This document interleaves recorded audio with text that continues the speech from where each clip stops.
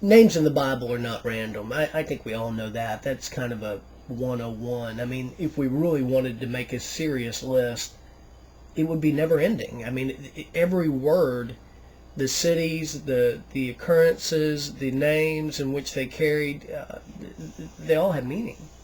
So we won't labor on this. And when Nimrod had built these cities in the land of Shinar, he placed in them the remainder of his people, his princes and his mighty men that were left in his kingdom. And Nimrod dwelt in Babel. And he there renewed his reign over the rest of his subjects, and he reigned securely. And the subjects and the princes of Nimrod called his name Amraphel, saying that at the tower his princes and men fell through his means. Amraphel in Hebrew means fall of the sayer. Let's read it again. And the subjects and princes of Nimrod called his name Amraphel, saying that at the tower his princes and men fell through his means. Fall of the sayer. It also means sayer of darkness. And notwithstanding this, Nimrod did not return to the Lord, and he continued in wickedness and teaching wickedness to the sons of men.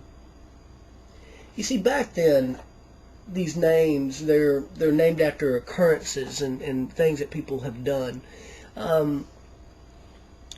Amraphel is just one of many, many, many, many, many names for the same individual.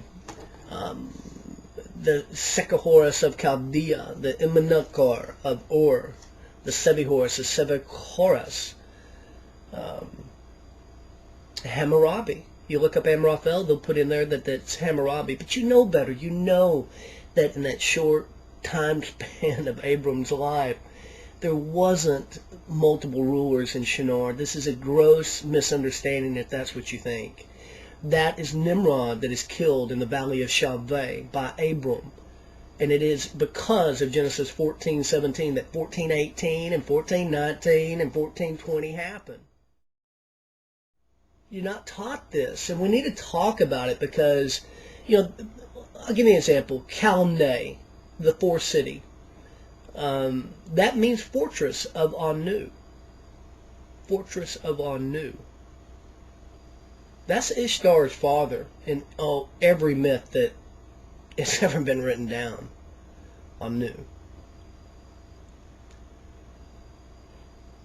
Nineveh means abode of Ninus. Do you know who Ninus is? Ninus. Look up King Ninus in Semiramis. Look that up. See what you find. Hammurabi is who they'll typically tell you is King Amraphel. But Hammurabi means rabbi of Ham. Just to finish that thought there. Kind of sidetracked. Listen, there are not a lot of these enemies that you need to be aware of. There's not a litany of characters that you can't know about. There is one consistent theme from the beginning of the Bible all the way to Revelation 19:2. And it is her that is responsible. Nimrod's god was Semiramis, and etc., etc. Nimrod worshipped his ancestors from before the flood. As you look at all of this, we're coming up to 2012, and it's coming up faster and faster and faster. Do you see this as doom and gloom for us, or a moment of enlightenment? What is it? It's both. There are some alignments that are happening that I don't think we're going to get out of. There's an annular eclipse. There's a Venus transit, which historically has always been met with some kind of cataclysm, either solar flares or tsunamis. The last one was in 2004. We had the tsunami in Malaysia. We are going to have some Earth cataclysms.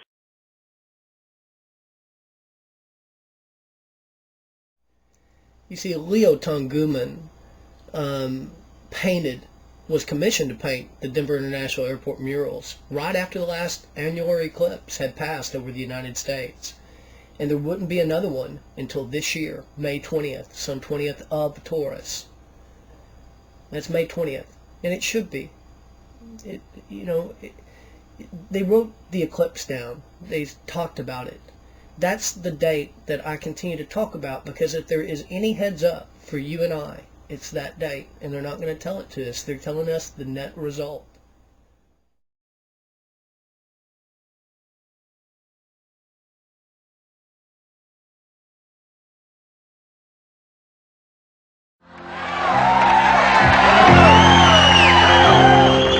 It's the best of the free life behind us now. The good time's really over for good. I've been rolling down a hill like a snowball headed for hell. Is that right? It's the best of the free life behind us now. The good time's really over for good.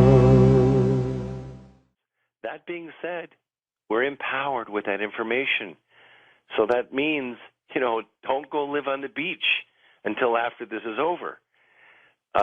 There are things that we can do to protect ourselves, survive, protect our technology, protect our assets. And we can come out on the other side enlightened and empowered.